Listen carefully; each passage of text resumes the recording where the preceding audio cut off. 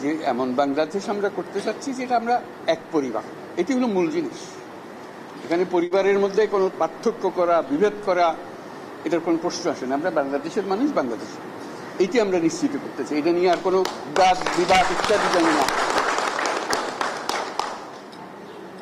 আমাদের যে গণতান্ত্রিক যে আকাঙ্ক্ষা, সেখানে আমরা বিবেচিত মুসলমান হিসেবে নয়, হিন্দু হিসেবে নয়, বৌদ্ধ হিসেবে নয়, মানুষ হিসেবে আমাদের অধিকারগুলো নিশ্চিত হোক।